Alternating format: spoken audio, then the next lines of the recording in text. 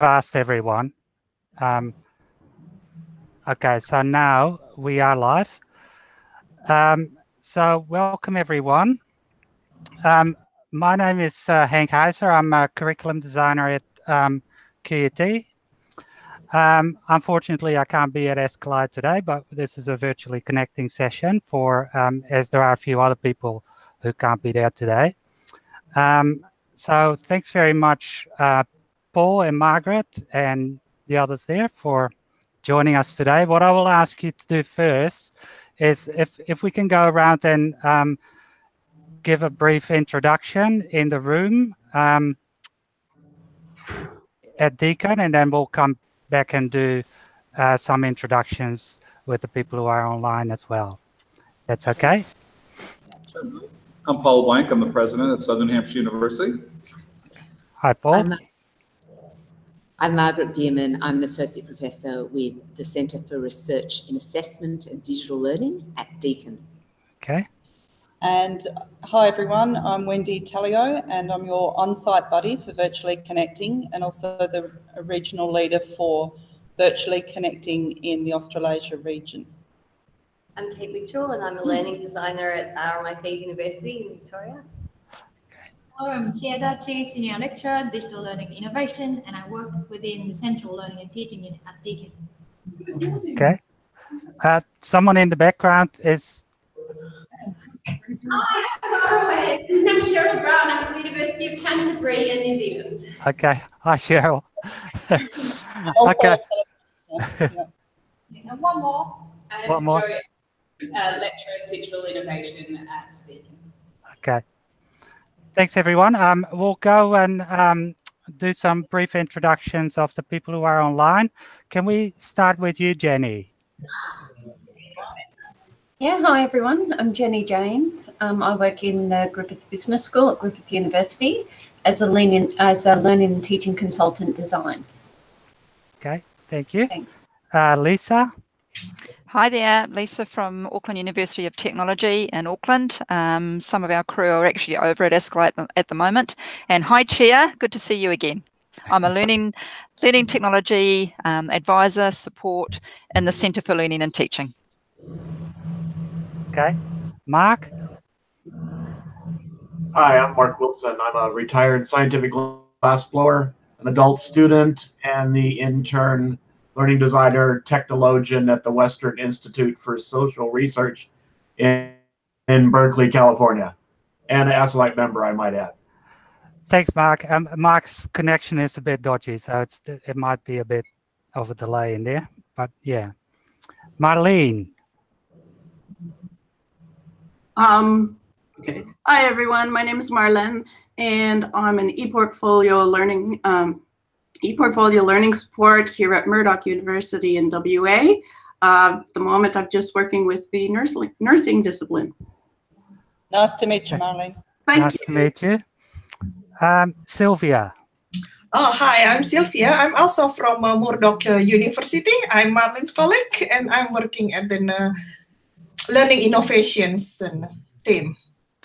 Okay, cool. Tracy, are you there? Yes, can you hear me? Yes. Hi, sorry about the phone call. Yes, I'm an educational designer, University of South Australia. Been there for about 10 years. And I think like everybody else who's spoken, I do everything. And probably a bit of academic counselling on the side. Okay. Well, thanks everyone for those introductions. What I thought we'd do first, if that's okay with you, is to give a kind of brief overview of what the keynote was about this morning and what the next one will be tomorrow, Margaret. And then if anyone has any questions, we'll start a bit of a discussion. So the theme for the conference is Educating Without Borders. So I was going to ask you, first of all, Paul, like, how did you discuss that this morning, and what were some of the key points you covered? So let's see. If I do through that lens of that question, I think, pieces of the conversation that had to do with our stretching the boundaries of the university to serve deeply underserved populations, from homeless kids and kids who have timed out of the foster care system in Los Angeles to refugee populations in Lebanon, South Africa, Kenya, and elsewhere. I think that sort of fits. I think the ways in which SNHU is trying to stretch the definitions and boundaries of what a university is, this idea of thinking about higher ed ecosystem that is more of a platform and that can reach upstream to pre-college age students and learners all the way to a 65-year-old formerly incarcerated working on a high school degree, right? Like, can we build a platform that is flexible and free form? And the phrase on my team we often use is to give people just the right learning at just the right amount, at just the right time, in just the right way that they need from us. And that sort of envisioning the kind of breakdown of the traditional hierarchy of credentials. So we don't think that associates and bachelor's and master's degrees will go away, but we think they'll be supplemented by lots of other micro-credentials, and that the boundaries of which higher education tends to have a monopoly on post-secondary education will break down, and we'll have to account for lots of other providers as well. So boundaries defined in lots of ways. Boundaries of who we serve, where we serve, and how we serve them, and also sort of the definitional boundaries of what a university is. I was interested in that definition, the boundary of time and the unbound learning, and then flipping that around. Did you just want to briefly explain that last diagram, Sure. which is the learning in the middle and the time that's unbound? Yep, so when we designed our competency-based program, which was the first of its kind in the US when it was approved by the US Department of Education, we really flipped the relationship of learning and time, because in our credit hour system, which is 99.9% of American higher ed, time becomes fixed. We can tell you how long someone sat, typically a 14 or 15 week long semester, but learning is variable. People leave that class with all kinds of levels of achievement, mastery, and learning, and it's quite variable. If you flip that so that you're really insistent on what has to be learned and what has to be mastered in our world, what competencies have to be mastered, you make that fixed and you make time variable, then all kinds of interesting things happen. It's like flipping the, a sort of fundamental underpinning. I describe it sort of the Higgs boson particle of higher ed, the credit hour. So now all of a sudden, that adult learner who has to time out for 2 weeks because she has a sick child doesn't suffer a penalty for that, because she sets the time as long as the learning is achieved. Employers love it because they don't trust higher education anymore quite in the same way that they did before.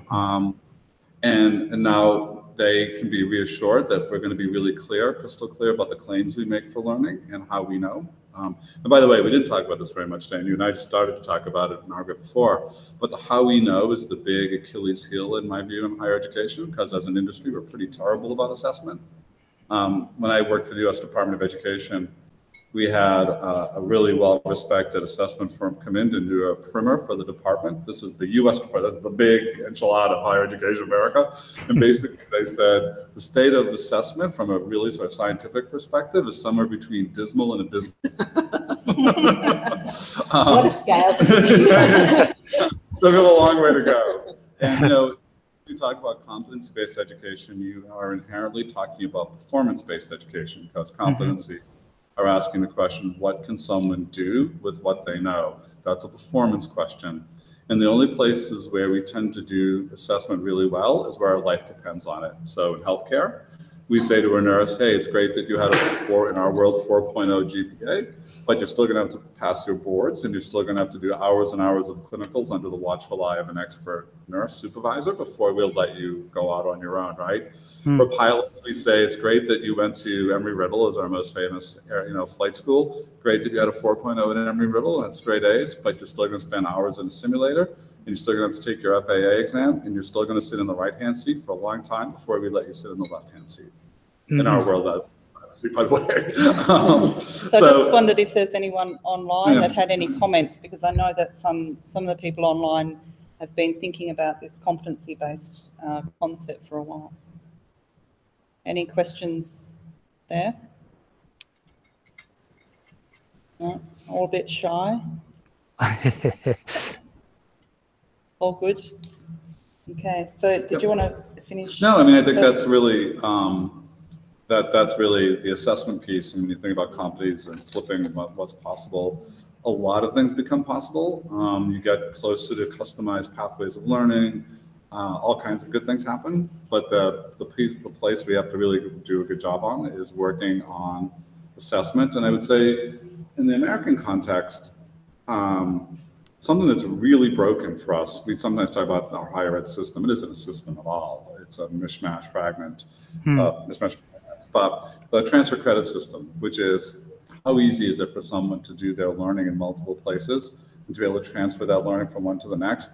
And in America, that's quite broken, and students often will, take X amount of credits here, but only have half of them accepted over here, and then maybe of that half, only a quarter go towards program completion versus electives. So if we want to be careful in a competency-based paradigm not to replicate the inefficiencies of that system, we need agreed upon competencies. In other words, how do I know that the writing competency of my institution is the same at Margaret's? And if someone gets that mastery in my institution, will he or she have mastery when you look at what they've done? So I think there's an interesting conversation that's starting to happen about big players who are talking about coming together to create a competency framework, which we would all agree to. And that's very powerful, because at some point, if you have enough players, enough providers agreeing that, no, this is our agreed upon set of essentially standards, it's very hard for others not to enter that ecosystem. It's kind of a free market dynamic, even though I'm not huge free markets. But in other words, if you guys create this framework, what happens when one of my students wants to come in? It's like, do you comply with the standard or are you not? And if not, your student may not be as well served. Maybe I want to comply with the standard. So the institutions that are resisting that idea, what is some of their main what are some of their main concerns? So the issues that come up most often would be, so I'm not sure resisting which idea, if it's who's resisting competency-based education. Yeah. Remember, this is still a small sliver of the overall American higher ed landscape. So that said, there are hundreds of institutions who report that they're working on competency degree pathways and models. So it is, the flywheel is turning, and we've gone through the Gertner curve. So just like MOOCs, you go through this elation, unrealistic expectations, and you go down into the slough of despair, or we were disappointed. And then they kind of come back out and say, okay, now the actual important substantive work is happening. I would argue MOOCs have done that, right? Everyone's crazy about MOOCs, going to change the world. MOOCs are terrible, they failed miserably. Now actually having an impact, and more thoughtful, serious work is happening. So it's competency-based, or CBE, competency-based education, kind of went to this, oh my God, this is going to change everything, to, hey, not that many places are doing it. There are these issues? And now we just see quietly are hundreds of institutions in the US now working on their programs. Where it gets a lot of pushback are among traditionalists who equate competencies with vocational skills.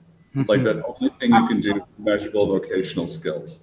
When in fact, and Margaret and I were talking about this earlier, I would argue that competency-based education gives the humanities their long-needed lens to defend themselves better than they tend to today. So I use the example of the Boston Consulting Group and McKinsey. There's a reason they recruit philosophy graduates, right? And philosophy faculty tend not to defend their own departments and their discipline very well. They kind of resent that they have to defend themselves, if you will. And what I would say to them, and I've said this when in public forums where they will push back on this, like, look at, there are genuine competencies that your graduates have, and they're highly sought after. They're critical thinkers. They understand logic models. They're facile with language. They understand symbol systems, right? Like, everyone wants that skill set, and those are highly sought after by highly paid consulting firms. So I think there's lots of resistance still, and of course, it's still a new field. And as a new field, there's still debates over nomenclature. So really basic things. Is it mastery or proficiency? What does mastery mean? But are there degrees of mastery or proficiency? What does it mean in the context? There's some disciplines that are hard. In other words, if you get into a conservatory, you probably already have a pretty high level of proficiency, if not mastery. So there's something else going on. Like, what happens at conservatory to someone who's good enough to get into Juilliard? Like, they're damn good already, but something else happens. So what are you measuring? What is Juilliard? And an interesting question is to put that back to Juilliard and say, what claims are you making for your graduates? Like where have you brought them? If they come in at this level, what happens when they leave? What's been the value add at that time with you? So it's a new field. It's still working itself out. We don't even have a real clear taxonomy. In other words, CB takes lots of forms. Been around for a long time. Yeah. The stuff that we're talking about is kind of the newest iteration of it. But you know, WGU, Western Governors University in the US, has been a real leader with almost 100,000 students in their version of it. Even before that, and they're really interesting. Like, there's a little school in Tennessee called Lipscomb. And if you come in and you've been working as an executive for 30 years, they do this intense, I think, 4 days, and it's all kinds of simulations and behind one-way mirror, you know, interactions and teamwork, et cetera. And at the end of it, they kind of say, here are the competencies that you demonstrated. Here's what we base this on. Here's the evidence. And by the way, after these 4 days, we're not going to give you 85 credits. Right? Because we can crosswalk this to the courses that aligns up. Really interesting models that are happening all over the place, but it's still very early. Okay.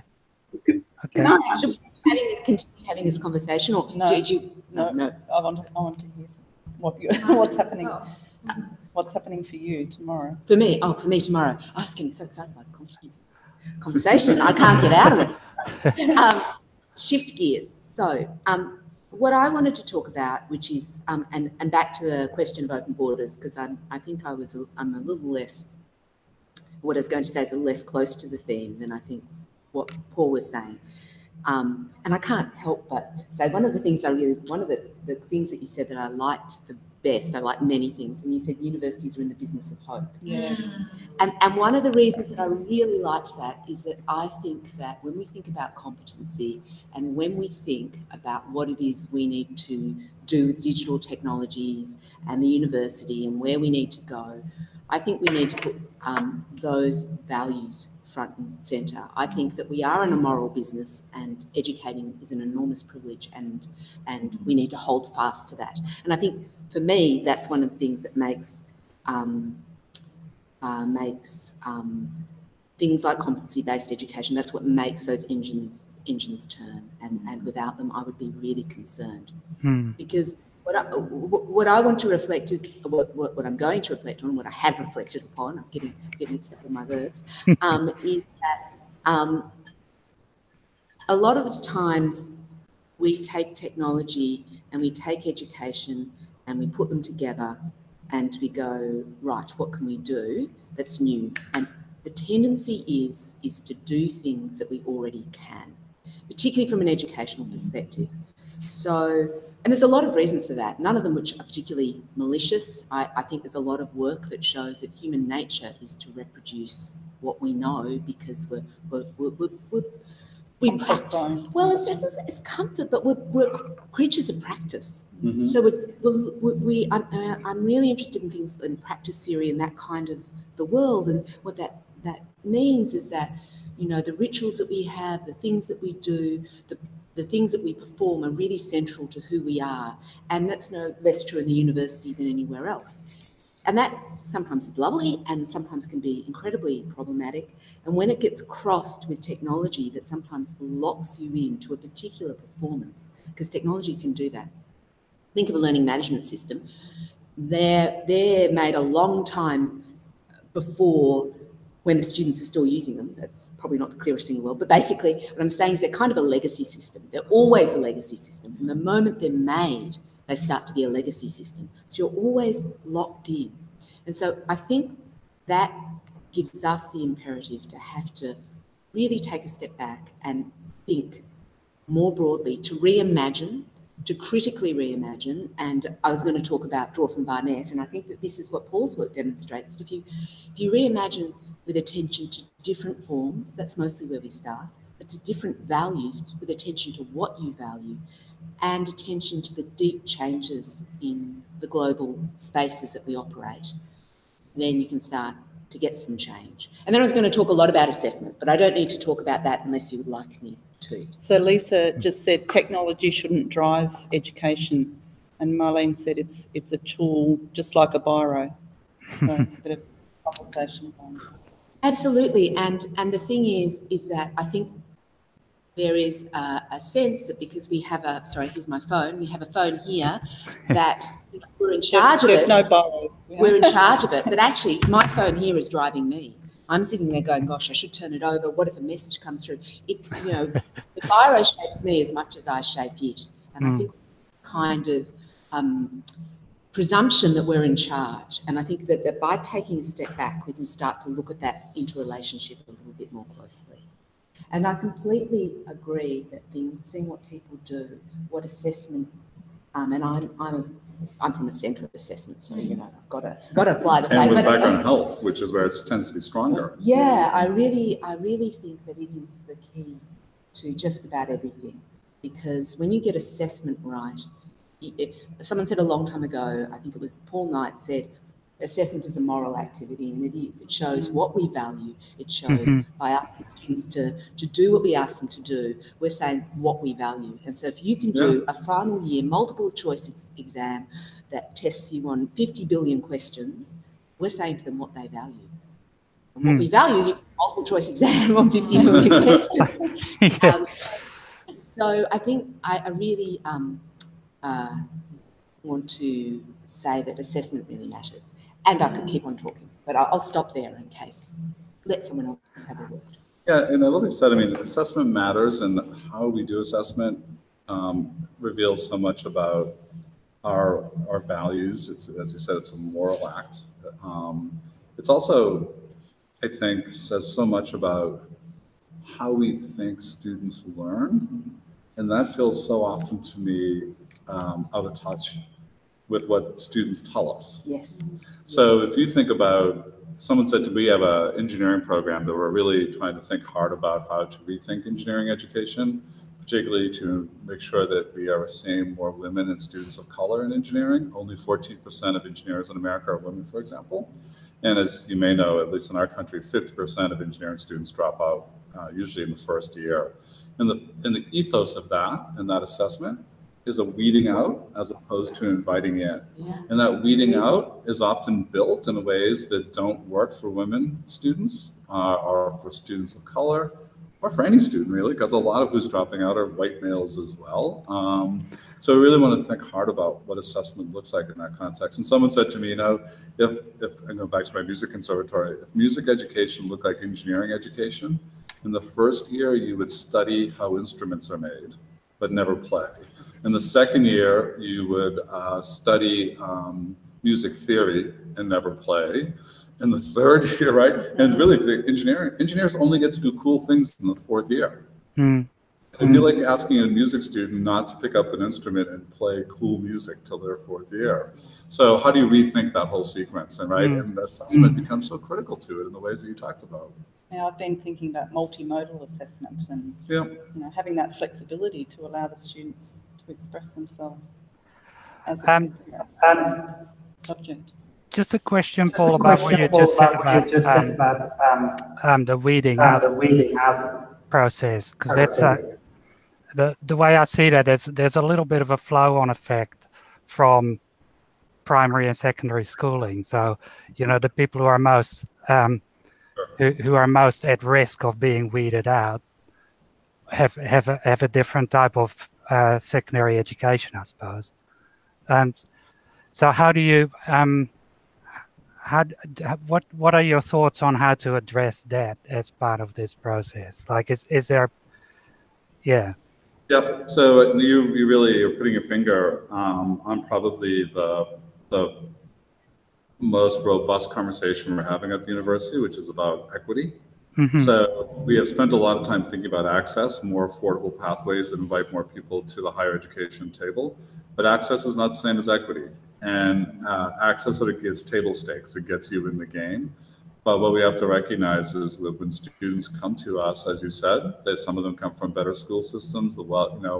Secondary education in America is still funded by local real estate taxes. So the wealthier community you live in, the better school you likely attended, the better, the ability of your parents to get you special tutoring for entrance exams. We know that learning loss in the summer is pretty high for poor kids, and it's maintained or better, improves in the summer. Rich families send their kids to summer camps and educational camps and study abroad, right? They do all these things that sort of keep the learning and going. So for us, it's really trying to think harder about how do we identify and know better where a student's starting line is. So Access says everyone's at the starting blocks, as I said this morning. Equity recognizes, like, no, that's not quite the case. In theory it is, but there are some people 25 yards back, 50 yards, and 100 yards. It's not fair to say, I hit the gun, like, oh, now it's time. So how do we deal with that? And we don't have the answer to that question yet. We have a whole task force working on that. In fact, I was reading their sort of initial work this morning. But we have to be much better at this. Maybe a 5-minute countdown. I'm sorry. I was going to say, just really quickly, I have a colleague at a school in Western Canada, I think it's Victoria, but he has a high population of, they use the phrase First Nation students. And a year ago, he controversially hired village elders and chiefs onto the staff of his college, and basically turned to the faculty and paid them the same as they would faculty and said, everyone in this room has made a living publishing research about the wisdom that these people built and own. And for our students, they need to see that their culture and knowing is valued here. So I mean, there are really interesting ways to start to get at this, I think. Yeah. So one of the things that I was going to talk about, and not very much, but touch on really lightly, is about co-construction standards, which comes to co-constructions of competencies, I guess. And I think that's a really nice way to address some of the equity conversation, because if you build expected levels together, that becomes a mutual conversation. Yeah. Then you can open that door a little bit more. I mean, there are other problems with doing that, and not the least of which standards, of course, are supposed to be externally set for us, yeah, absolutely, et cetera, and coordinate across, you know, different things. But I think there are ways to balance that equation from an assessment perspective. Yep. that I think are hopeful. I don't know how they would scale, but I think they're really hopeful. Well, I think co-design as well. I mean, I mentioned this morning in my talk that we've acquired this not-for-profit that focuses on low-income youth. And they have 50,000 low-income youth, 95% students of color in 18 major American cities. All of their learning is youth-informed and youth-designed in part. So they don't surrender the design process, but they make sure young people are in the room. And Connie, who heads that group, I described, you know, the instructional designers came in with this beautiful sort of new module, it was immersive, it had some gamification at work, all the cool stuff that people were talking about. And then, you know, here's sort of three young, in this case, Black men. They're, you know, 16, they have a look, right? And they're sitting there, and she says, you know, hey guys, what do you think? And one like leans back with his arm, like, I wouldn't use it. And the designer's like, oh, what are you talking about? And he ticked off like 5 things that they never occurred to them, right? And that's really, I think, important as well. Co-design of the learning experience. At least student-informed design. I wonder if there's any questions from the people online. My mic on? Yeah. Yes. Okay, sorry. I've lost my icons. I'm looking for the icons. New platform for me. Paul, I just love the idea of that whole flipping side where you've got the achievements, learning, and then the time, because I think we're having to think about our students differently. They are different than when you and I went to school, shall we say. It is a different group of people doing higher education. And again, yeah, it really spoke to me where you're talking about the competencies is more of a vocational thing, and they have that here in Australia. And I must say, in preparing for the students here, Australia is doing that quite well. I don't know if you're aware how they try and bring students up to that point where they could, you know, you said there's people who are starting at the back, and then, you know, not everybody's at the same starting line. And it's really good to see how Australia's really working at bringing people and getting those pathways to everybody get at the same pace. But yeah, no, it's very interesting, and I hope, and I know it's going to take time, but hopefully in my lifetime that change will happen where we're going to have education, achievements, education, and in time, as you say, because people are just leading very different lives, and there's no way we can stick in that time, that box anymore, and say, well, you know, we all went to university, though, many, many years ago. And yeah, that's what we did, but it's just not like that anymore. It's a different world. And it's just taking so long for the industry to realize this is what we need to do. So yeah, and the other thing I would add to that is that we still have an industry that's built largely on a one-size-fits-all model, right? You get into school, if the three of us enrolled in the same institution and we were all English majors, we would have largely the same experience going through. We might have some electives and some variation, depending on what instructor we took, even if it's the same class, but largely it's a one-size-fits-all model. And nowhere, in no other area of our experience is that the case any longer, right? Even medicine is being targeted and customized, genetic target, right? I mean, and that's complicated, right? Education is complicated, but we need to be able to give people many more options for how to get through. To your point, that everyone's learning differently. And talk a little bit about spectrum demographics today. People are going to be will refuse to be put into simple boxes any longer. Next generation refuses tags, right?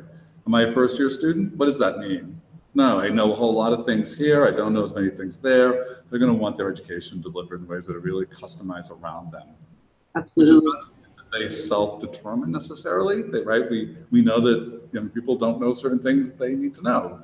But I think we have to be able to really be much more flexible about how we provide learning. Oh, totally agree. And then assessments, of course, are going to change as well, too, because just because somebody gets 90%, again, I'm Canadian born, so, you know, you've got to have 90% to get into this program. Well, who's to say that person is going to be the better person? Like, I'm really looking at assessments in curiosity. It's not my area of interest is really digital fluency, but assessment, that's really interesting. Yeah, it's not one size fits all. You know, base it on competency so we know that person can do it. Just writing that essay or sitting down in an exam, as we just went through exams here, and it's you know, the student may be able to do it, but to sit down and write and have all that pressure, that's where I'd like to see the changes in assessment. Let's make it work for them, not against them. Okay. Wendy, did you say we only had 5 minutes? We've probably got another couple of minutes, and then the next session will come to set up in this room. Okay. Okay. Sorry. So are there any, one more last question then? Have any comments to make? I guess another key, I saw a session that was around digital literacy, and that seems to be another key theme for the conference, or a lot of programs seem to be bringing that up. And I guess that ties in a little bit into Marlene's point in that, you know, we have this assumption that students know how, you know, have certain digital literacies, but they may not, and they're all coming from different backgrounds. But there's also a certain requirement that industry have, but then nobody seems to really have the same definition of what digital literacies are, and it can be very variable depending on who you're talking to. So it'd be, I guess, nice to kind of know what we do with those and what keynote speakers' thoughts are around that, because they're also competencies that ideally should be contextualized and included as part of the core curriculum rather than treated as a separate thing. So, you know, what do you think about in terms of, you know, and they can also be inclusive or exclusive depending on, you know, students' backgrounds and where they're coming from. For sure. Hugely complicated. We've seen, so you could unpack that. We could have a great session just unpacking this question of digital literacy, right? So facility is not the same as literacy. So this is a generation of kids who can navigate technology, generally speaking, pretty well, but it doesn't mean that they're literate in those technologies. We saw it in our elections, right, where people were easily manipulated. So the basics, like what is a good source of information? How do you know?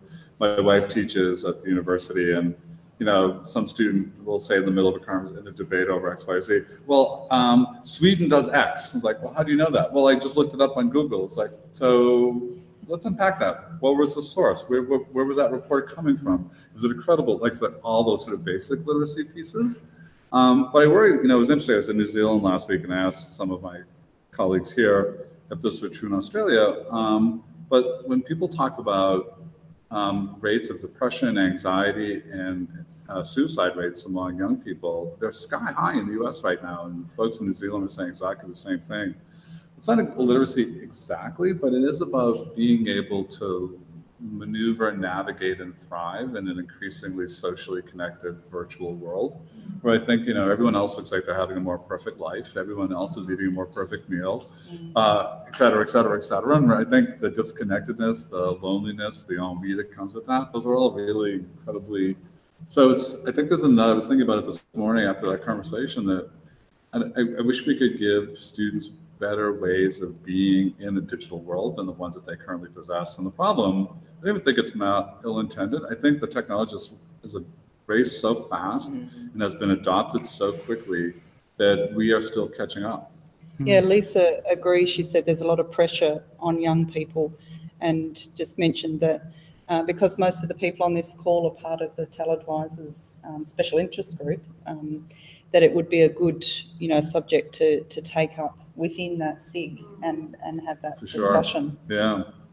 So I wasn't going to add anything very much more to that. I really agree. I think there's skills that we can teach, as you're sort of saying, but I actually really go back to Freire. I don't know if anyone has read Freire, but he says literacy is reading the world. He calls literacy reading the world, not reading a word. And I think it's true with digital technologies as well. And I think we know a lot about literacy as a concept, and maybe we just need to apply it a little bit more broadly rather than just thinking about a digital domain. Yep. Okay, I think that's a nice point to end it on.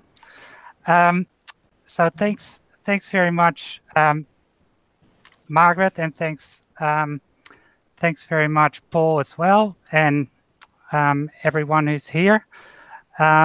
And especially Wendy as well, who's helped me with preparing or stumbling my way through the preparation for this very patiently. Thank you, Wendy. Back channeling in Slack, and yeah. But our Slack literacy is quite high. Yeah, it's been a really good process. So I'd just like to thank everyone online as well for turning up today. Yeah, and sure you'll be able to follow the conversation more on Twitter over the next couple of days. That's great. And and have a great rest of the conference as well. Thanks so much. Thanks. All right. Hey, Lisa Conklin, if you happen to be going by the airport, could you check and see if you see my baggage anywhere? It still hasn't made it to Melbourne. That's right. Oh my gosh.